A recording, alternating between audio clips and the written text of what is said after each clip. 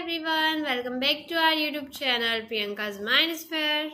आज हम देखेंगे क्रांति सूर्य टंट्या भेल यूनिवर्सिटी और डीएवीवी यूनिवर्सिटी के बीएड प्रैक्टिकल सिलेबस के अनुसार जो पॉसिबल क्वेश्चन आंसर है जो कि आपके बीएड फर्स्ट सेमेस्टर के प्रैक्टिकल के वाइवा में पूछे जा सकते हैं, जिसका नाम है ईपीसी 2 पठन एवं पाठों पर विमर्श। हमने पिछली वीडियो में ईपीसी 1 का डिस्कस किया था, इसमें हम ईपीसी 2 का डिस्कस करेंगे।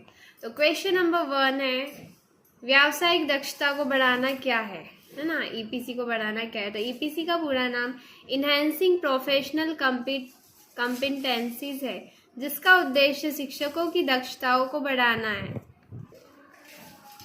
इसमें भाषा, चिंतन और संप्रेषण क्षमता को विकसित करने पर जोर दिया जाता है ताकि वे प्रभावी शिक्षण कर सके। यह शिक्षकों को अपने ज्ञान को गहराई से समझने और विद्यार्थियों को बेहतर तरीके से पढ़ाने में मदद करता है। क्वेश्चन नंबर 2 है, स्कैनिंग और स्किमिंग क्या है। स्कैनिंग किसी विशेष जानकारी को तेजी से खोजने की प्रक्रिया होती है, जैसे अखबार में हेडलाइंस देखना।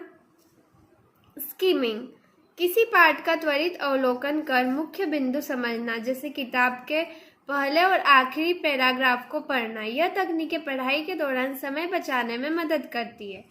क्वेश्चन नंबर 3 है, स्कैफोल्डिंग क्या है। स्कैफोल्डिंग शिक्षण में एक तकनीक है जिसमें शिक्षक शुरू से छात्रों को ज़्यादा सहायता देते हैं और धीरे धीरे उन्हें स्वावलंबी बनने में मदद करते हैं। यह छात्रों को जटिल विषयों को आसानी से समझने में सहायता करता है।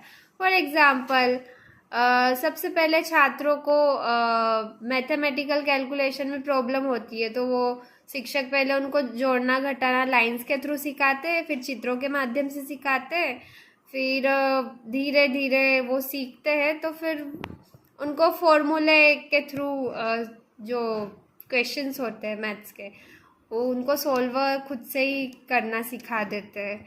ठीक है, फिर टीचर ज़्यादा उनकी कोई हेल्प नहीं करते। तो स्कैफोल्डिंग टीचर्स के द्वारा दी जाने वाली टेम्परेरी हेल्प है। क्वेश्चन नंबर 4 है, पहेली और चुटकुले क्या होते हैं। पहेली दिमाग को सोचने पर मजबूर करने वाले प्रश्न, जैसे न कोई शरीर न कोई आकार, पर इसके बिना अधूरा संसार। पहेली का उत्तर मुझे कमेंट बॉक्स में बताइएगा। चुटकुले एक प्रकार की छोटी और मज़ेदार कहानी या बात होती है जो हंसाने के लिए कही जाती है। यह दिमाग को तरोताज़ा करता है और खुशी फैलाते हैं।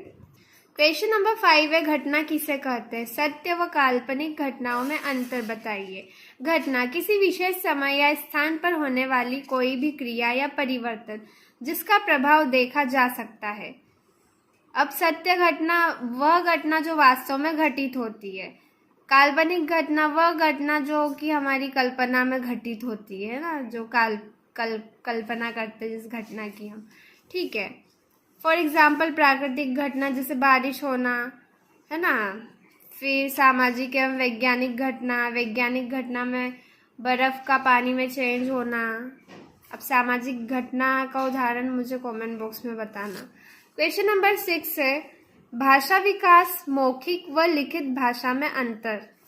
भाषा विकास क्या है। भाषा को समझने, बोलने और लिखने की प्रक्रिया भाषा विकास कहलाती है। मौखिक भाषा जो बोली और सुनी जाती है, जैसे संवाद। लिखित भाषा जो लिखी और पढ़ी जाती है, जैसे किताबें और पत्र।